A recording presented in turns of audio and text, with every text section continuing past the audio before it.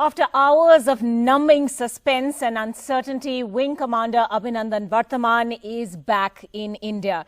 He is going to be taken for a detailed medical checkup. It's been just 2 days since he ejected from an aircraft. He was also attacked by a mob when his parachute landed on the Pakistani side of the line of control. Pakistan today changing the timing of the handover of the Wing Commander not once but twice. It's been an agonizing wait for the entire country.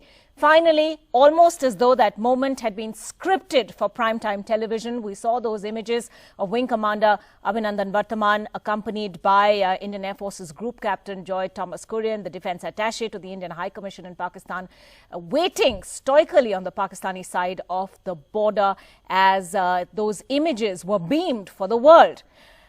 That's not all. Pakistan has also shot a propaganda video of the Wing Commander, which we will certainly not be broadcasting, and we also urge you not to share. So while we welcome our hero back, I think there are also many questions to be asked now about whether Pakistan's goodwill gesture has perhaps been compromised by the circus we've seen also in the last few minutes. The Indian Air Force keeping their briefing very short, saying they're very happy to have their boy back. Let's just listen to what they said just a few minutes earlier. Wing Commander Abhinandan has just been handed over to us as per standard operating procedure of the Indian Air Force. He will now be taken for a detailed medical checkup. This checkup is mandated particularly because the officer has had to eject from an aeroplane which would have put his entire body under great stress. IF is happy to have Abhinandan back. Pakistan authorities brought Wing Commander Abhinandan to the checkpost of the Attari, and it is just now that he has crossed over the zero line. Somehow he got delayed on the way. We have not asked the Pakistan authorities as to what was the delay. We are happy to have him back, and the Air Force authorities have now taken him with him. The Air Vice Marshal is accompanying him. He's come all the way from the air headquarters. He was happy to be back. What did he say? He didn't say anything. He was smiling, and he says, back to be good to my country. Amitoj is with us from the border. Amitoj, you know, hours of that agonizing wait, and then finally that moment. You know, I think the significance of the timing was not lost on anyone. Just after 9 p.m., TV channels on both sides of the border have been talking about nothing else, really. It seemed very scripted. Well, Ankita, I think if there's one learning that we can take away from all that's happened today is let's not get into speculation. What is it that we know and what is it that we don't know? What we don't know is when India's representative who spoke to us from the Air Force, he refused to take any questions, so we couldn't ask him. But when the following representative came, and that was DC Dhillon of Amritsar, he came across and we asked him, why was there a delay from Pakistan, if at all there was a delay? He said, well, we did not ask Pakistan. So we don't know if this was scripted. That's the first thing. The second thing is, why is it then the BSF decided to tell the media, in a sense, indicate to the media with a press conference scheduled for 5:30, 6 p.m. that it looks like he's coming any minute now? Why did that happen? Because they say, through a question that I was able to ask at that press briefing, was that, hey, we got an indication from Pakistan that it was going to happen any minute now, and therefore we were ready to address you as and when Wing Commander Abhinandan would come. And then I asked the counter question, what communication came from Pakistan's side to India that would actually indicate such a thing, that yes, he's about to arrive and Pakistan is about to hand him over? And then he said that we did not ask Pakistan, and that was not a question that they could answer. So there's a lot that we can read into this. Yes, it is leaning towards the idea of how there was indication from Pakistan that around 6 p.m. we would have Wing Commander back home right here in India, but then there was a delay of 3.5 hours. So when you say scripted, yes, I can understand the aspect of how Pakistan was trying to milk it, something we have been saying out here on NDTV since the morning. Of course, Umar Shankar, my colleague, Vishnu Soma, my colleague, also reporting categorically that 9 p.m. looked like the time that Pakistan would eventually hand him over in the way they did, by the way. That is also interesting to see the optics of all of that. But they wanted to perhaps milk the entire opportunity of making it look like a goodwill gesture. The question out here, Ankita, is does it look like a goodwill gesture when the entire country was waiting for him a lot earlier, and they were, to some extent, frustrated by the end of it. All right, Amitoj, thanks very much indeed for that. Let's take this right across to our guest tonight. Vishnu Prakash, former diplomat, continues to be with us. We're also, we have Lieutenant General Rameshwar Roy, former GOC of the 16 Corps and defense analyst. We also have with us a special guest tonight, Cecilia Abraham, who is the wife of an army man, but also calls herself a pacifist. And I think it'll be very interesting to have your take on all of this also. But Vishnu Prakash, to you first, as we welcome Wing Commander Abhinandan back home, of course, with an overwhelming sense of relief. The Prime Minister has just tweeted saying, "Welcome home, Wing Commander Abhinandan. The nation is proud of your exemplary courage. Our armed forces are an inspiration for 130 crore Indians. Vande Mataram." So the Prime Minister also tweeting about that moment. Vishnu Prakash, you know, there are certain questions now being raised. Yes, we all talked about the goodwill gesture from Pakistan yesterday. But the fact that there was this rather inordinate delay in releasing Wing Commander Abhinandan, would you say this would be counterproductive for Pakistan? At this point, we're also hearing much talk of a very distasteful video of the Wing Commander shot by Pakistani authorities while he was still there, that is now doing the rounds. Once again, a total violation of the Geneva Convention. These are all going to raise questions. Well, Ankita, like you and the nation, I have also heaved a sigh of relief, and I'm very happy that this chapter has drawn to a close. It caused tremendous anxiety across the nation, especially amongst the parents and the armed forces and the other leadership. So, well, he's back, we are happy. I would also like to add here, and I have served in Pakistan, have been following Pakistan for 25 years. You know, this is one country which has never cared for Geneva Convention or any convention. And Pakistan's track record of treating Indian prisoners, let's say, or Indian officers, soldiers, has not been the best in the world, if I have to put it very mildly. Now, in that background, from all indications, Wing Commander Abhinandan has been treated reasonably well. I hope that is, I'm not speaking too soon, we'll get to know later. And that he has been returned with honor and returned quickly. You know, it could have been dragged on, but they chose not to do that. I think they did the right thing. We should appreciate that. Now, why was there a disconnect between our expectations that he will be back by 5 o'clock or 6 o'clock and actually coming at 9? I do not know. I think we should not jump to any conclusions. And secondly, as somebody who has been associated with the media as a spokesperson and also been a part of this media management, media management is a very bad word, by the way. I don't see what purpose does it serve Pakistan to drag it out? Because it is counterproductive for them, you know, because they are not gaining any brownie points from that. So let us hold our fire on that front, and at the moment heave a sigh of relief and get back to the main issue. Ankita, give me 30 seconds to wind up. Just 30 seconds. Our main concern and objective is to go after the terror infrastructure in Pakistan. And we know that we are in for the long haul, that we have to use all instruments and instrumentalities at our disposal. Yes. So that is what our main battle is. Right. And that is what we should focus on now. And that is something I hope we can talk about at length. But I do want to get a quick reaction from the two of you. Also, Lieutenant General Rameshwar Roy, to you first. You know, we're also hearing talk now about a propaganda video that has started circulating in the last half hour or so. We don't want to sort of refer to it very much beyond saying that there seem to be many edits in that where Wing Commander Abhinandan is talking about his time spent in Pakistan's captivity. All of these things are going to leave a bad taste in the mouth. did Pakistan really need to do that if this was going to be this grand goodwill gesture?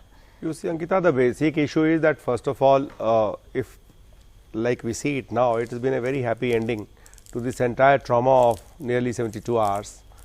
And I would put it this way, that there are a lot of violations to the Geneva Convention. But the fact of the matter is that so long as our brave heart has come back, brave soldier has come back after all the trauma that he has suffered, and it has a happy ending. I would also like to, through your channel, compliment the parents of this soldier. He has behaved in a most dignified manner against all the odds that he faced after he had ejected from his MiG-21. Now, there are other issues connected to this, that is a bigger picture of why the delay was there, whether it did it on purpose or whatever. I think all these things can be put to past, and I don't think that anybody would like to analyze it any further once the Abhinandan, Wing Commander Abhinandan has come back. The only moot point thereafter is that our Prime Minister has time and again been mentioning for the last 72 hours that the release or the return of Wing Commander Abhinandan has nothing to do with the de-escalation of the situation. Right. So, after having taken or redefined the strategic paradigm, there is a big paradigm shift in the strategy that India has followed against Pakistan till now. How long are we going to press on the issue of keeping Pakistan under pressure? Absolutely. To the point that it is able to then on its own, voluntarily or under international pressure, right, is able to then hold back, rein in the terrorist groups which are operating Absolutely. against India. All of this, of if course, that really, doesn't happen, yes, if we let off the pressure, then I think we are back to square one. Absolutely. All of this, these will continue to be talking points in the days ahead. But I think it is time to savor this moment that our hero is back home. Defence Minister Nirmala Sitharaman also tweeting, "Proud of you, Wing Commander Abhinandan Varthaman. The entire nation appreciates your valour and grit. You held your calm in the face of adversity. You're an inspiration to our youth. Salute, Vande Mataram." Cecilia Abraham, as as a veteran's wife, as a family member, how do you see these visuals? How do you respond to them? What must it have been like for the family that has remained calm and silent and very dignified in their silence? In fact, there is just a clarification from Wing Commander Abhinandan's father in the last few minutes, saying that a statement that is being attributed to him is not his. He hasn't actually said anything yet. So, give us a sense of what it's like at this point. My sense is it's terrifying for the family. It would have been terrifying. It would be, I can't even imagine. I can't even comprehend. All I know is it would be something out of this world, this experience. But what I admire in the family is they've taken the protocol, the army protocol, to not give out any messages, carry themselves with grace and dignity, and come out of it. And on the flight, they were applauded. But still, they came out, did about their business, and held themselves well from the few visuals that I see. And yeah, the tweet that, or the attribute that his father didn't say. I mean, in times like this, everyone's going to come out. There's social media, people will say that he said this and he said that. But as far as we all are seeing, and this was troubling even a day or so ago when these videos were doing the rounds. But I think in this latest video, it really is a disgraceful propaganda video. It's something we shouldn't telecast, we shouldn't share. But at the end of the day, I think the point needs to be made, and made very strongly, that Pakistan has lost the moral high ground by publicizing such a video. By shooting such a video, editing it, and then publicizing it. Absolutely. Absolutely. That's, like you introduced me being a pacifist. Yes, I am. I do not want war. But at the same time, I condone acts such as this. You cannot put out a video. These are talks, these are high-level talks between armies, between governments. And as a family member, if I'm going to see that video, it's going to traumatize me for the rest of my life. It's going to traumatize my child. Imagine Wing Commander's daughter, his wife, how traumatic it will be. He's getting a hero's welcome, but just look at the trauma it's going to leave. Right. Ankita, if you ask me, yes, we are talking of a state which has been carrying on terrorism against our country for last 3 decades, in which scores of people have been killed, civilians have been killed.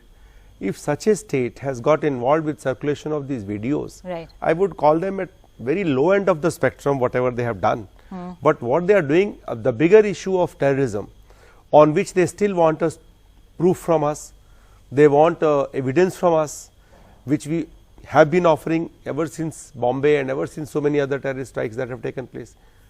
From such a state to accept this kind of a, to expect this kind of a rationality, that you know, they are violating the law of the Geneva Convention, rules of Geneva Convention by circulating these videos, I think it's a bit, you know, too far-fetched. We should talk of the bigger issue of terrorism. Absolutely. Though I agree with my co-panelist that Yes. it's traumatic for the family, but then that family is a very small number. Look at the entire nation, the way we have been suffering the wrath of terrorism for such a long time. Absolutely. And I think it's important at this point to reflect on the fact that as all of this has been playing out and this has been the primary story, there have been further terrorist strikes in Jammu and Kashmir. Yes. We've lost 4 security personnel to that. The line of control continues to be very hot at this point. So this is by no means a situation that is now over. We might be back from the brink, but it is an ongoing situation in that sense. Vishnu Prakash, you know, you were already talking about what next, as it were. Yes, Wing Commander Abhinandan is back, but you know, relief as this moment brings, this is not over. Well, it is certainly not over, but Ankita, there are few new facts and few developments which we need to take note. One, India's fight against terrorism is not 30-year-old but 40 years old, and we have fought it alone. The world has just kind of condoled with us but done nothing. So the lesson one that we learned is that we have to take care of our own security and our own defenses. That said, the kind of support that was forthcoming this time and was unprecedented, support for India and the disapproval for what Pakistan has done. Secondly, it is not business as usual because we have crossed a threshold. Hitherto, Pakistan carried out its terrorist activities and constantly threatening nuclear blackmail. I think we have challenged that assumption.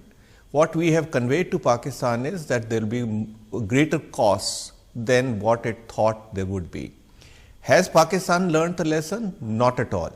This is a country which is steeped in terror, using terror as an instrument of state policy. It is a business, it's an industry.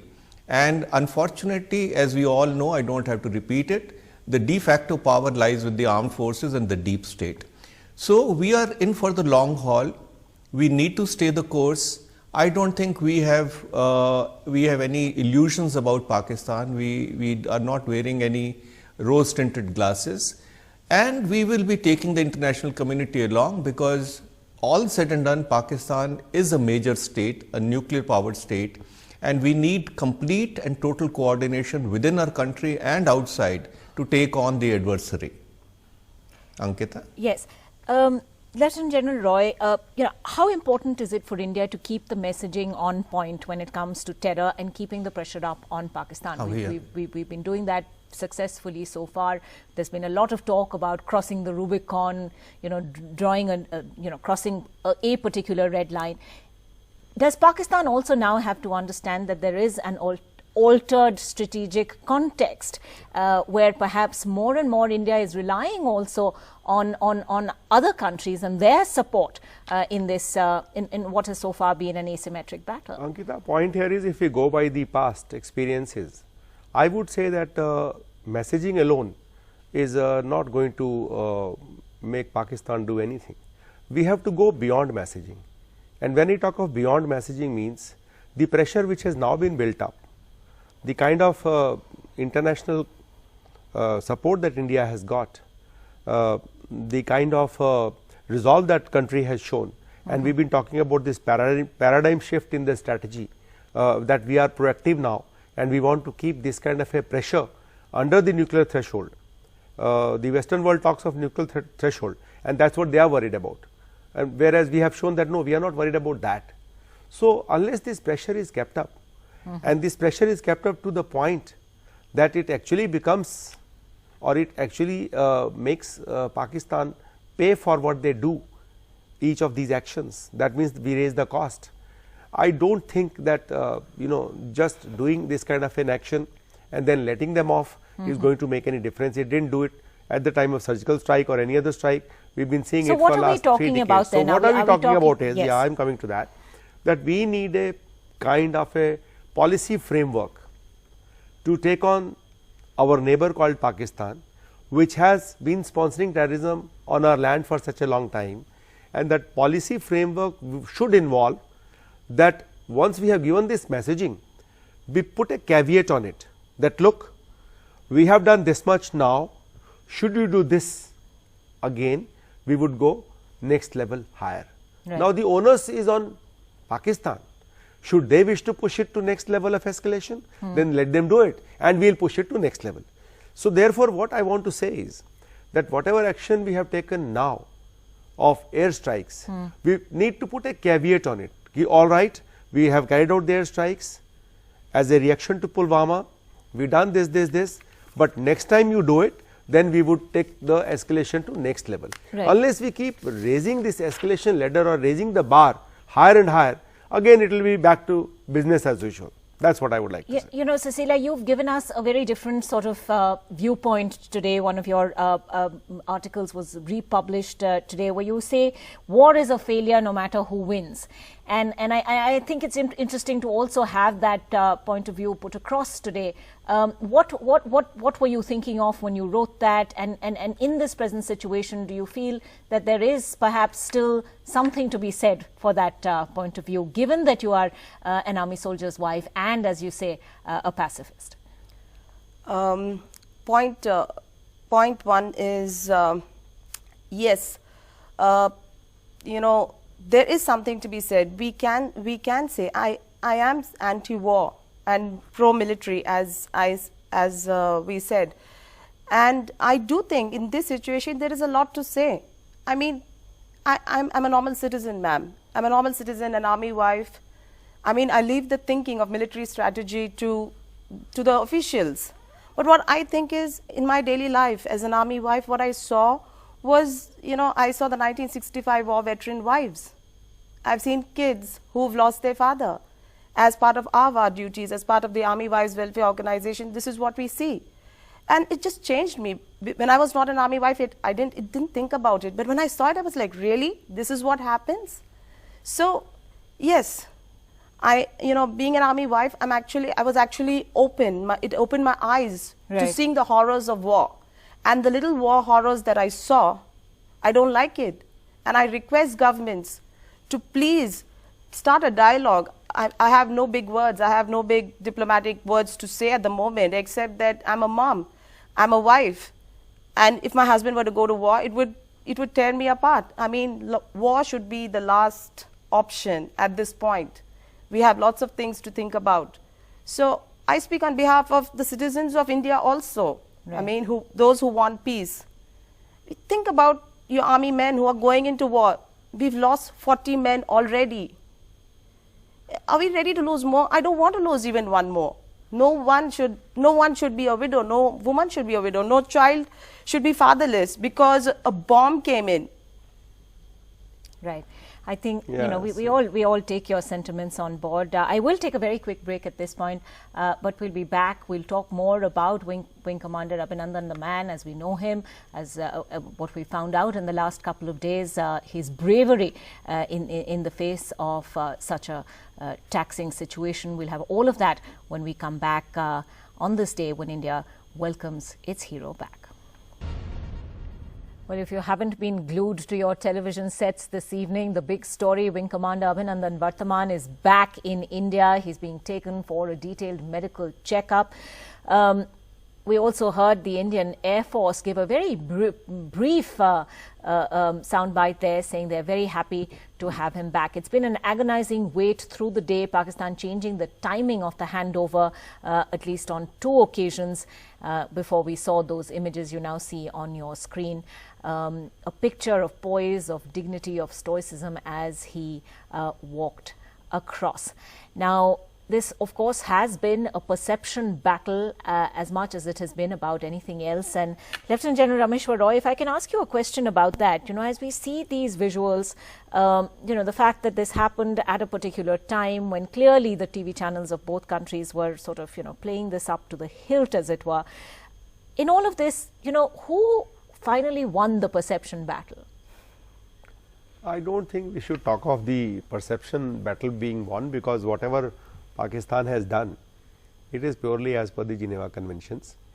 Yes, indeed, the international pressure was on them, international focus was on them. So, they wanted to more for the international, they wanted to play with the Indian media or the India, what will be the Indian reaction. So, for that reason alone, I would imagine that they kept shifting these timings. In the garb of these documentation, some documentation is going on, because they did not want actually in some ways Indian media to play up a kind of a victory. If you go by the reports, some of the reports did indicate that this has been a kind of a victory for India, that we been able to get our soldier back despite the fact that he was in captivity of Pakistan. So, to neutralize that part to some extent, they have tried to probably play this kind of a thing, and there are discussions on whether they lost the goodwill, whatever they wanted to build and all. In any case, they were told very clearly by our Prime Minister that look, the release of Abhinandan back to us is not in any way related to the process of de-escalation. Right. So, therefore, to that an extent, I don't think they had that kind of a bigger aim or such thing in mind. The small little thing is this only, that they didn't want the Indian media to pick it up in a manner as if it is kind of victory. If you really see some visuals which were being shown at the time of. But would you also say then perhaps that the media of both countries really perhaps need to have some important takeaways from this situation, because when we're almost on the brink of this kind of armed conflict. Ankita, I don't think that would happen, because these are the civilizational DNAs that people have. Both the countries are highly emotional countries, Right. And because of that, we live on a very short memory kind of an existence. So, on both the sides, there also media overplayed it, and here also media, started the same way as if we have had a victory over Pakistan. Now, obviously, because of this kind of a seesaw battle, wars or aggressions, so it became more of an issue of optics. Yes. As to how do they go about playing it up. Yeah. And I don't take it situations like this are not won and lost on the electronic media or social media. And tomorrow morning maybe that now that the happy ending is there, and we all are happy about our soldier having come back. All right. I think we'll and I think there will still be the talk of that latest propaganda video that we've seen, because that continues to be a very contentious thing and no doubt something that India will want to raise. But I'd like to thank you both for joining us on the program tonight. We'll take a very quick break. More news coming up.